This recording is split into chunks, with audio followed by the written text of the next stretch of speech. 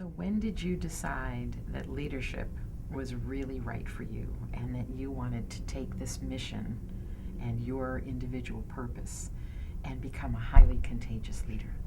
I think that I've always just done what's in front of me that's needed to be done. I think that I've been driven by my passion to be of service to however I possibly could, and my sense of responsibility both to my parents and what they did for me, and my sense of responsibility to the broader community. I think that a key element of leadership is courage. We have to have the courage to make tough decisions. We have to have the courage to think about what the future will bring. And when you collapse all of that together, you never know what courageous act you're going to have to exhibit at any given time. What is your passion, and how has that been demonstrated in the career choices that you've made so far in your life? Well, my passion for the last 45 years has been service. And I believe that the greatest gift that we can all give back to each other is providing service to each other, to helping to create a better environment, create a better life, create a better opportunity for people to advance. And that has been, in many ways, in the various capacities that I've had an opportunity to serve in, really been my passion. So as the visionary leader of Pinnacle Education, tell me about your courage, which happens every day that you walk this walk. What is a courageous moment that you can remember at this time? The most courageous moment was the day that I submitted my letter of resignation in a traditional school district, because I had, wife and 3 kids at home, had a secure position from a coaching standpoint. We had won 3 state championships, had the top rated team in the state for years, and just said, not enough, I've got to leave.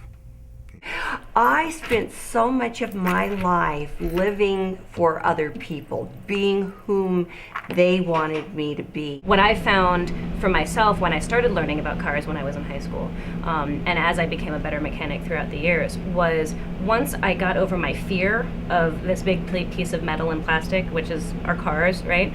Once I got over that fear, suddenly there wasn't really anything that I couldn't do. So it wasn't that it was all that difficult, it was that I was afraid of it. And once I had that empowerment from that, I realized I could get on my roof and fix shingles, or I could change my leaky faucet, or I could change an electrical outlet. And there were all these things that maybe I didn't have the training to do, but I wasn't afraid of them anymore. I liken it to basically jumping in the pool and having the confidence to know that you can get to the other side. The very first thing we have to do is we have to change the way in which people saw themselves. People were invested in all of those ills and unders, and they were invested in the status quo, and we had to make them see, or not make them, but allow them to see a better future. But what I'd really like to share is how you discovered what that wonderful, outrageous personality of yours is, and how it became your passion for what you're doing now. Well, it's interesting. I think that personality came out when I was very young, primarily because I was an obese kid. I mean, I weighed 325 pounds when I graduated high school. So you either looked at that as something that was very debilitating, or you worked over it. And that's what I did.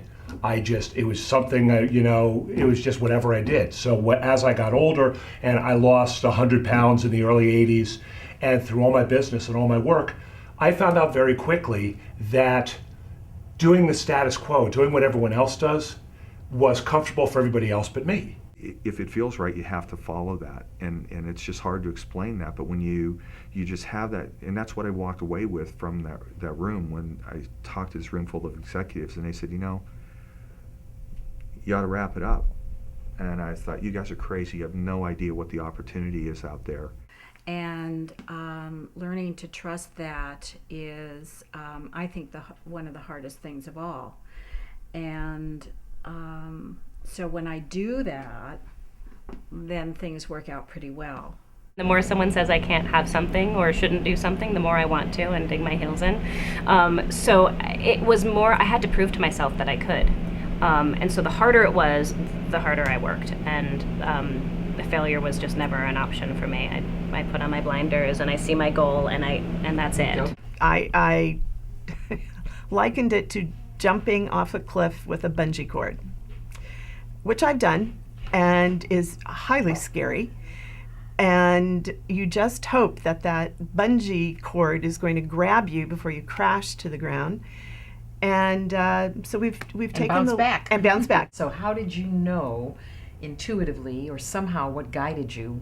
How did you know? I knew I could do more than what I was doing.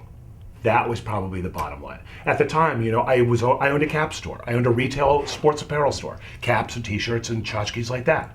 Okay, so I go through this and I'm sitting there going, wow, I sold somebody a Yankees cap today. Woohoo, high moment.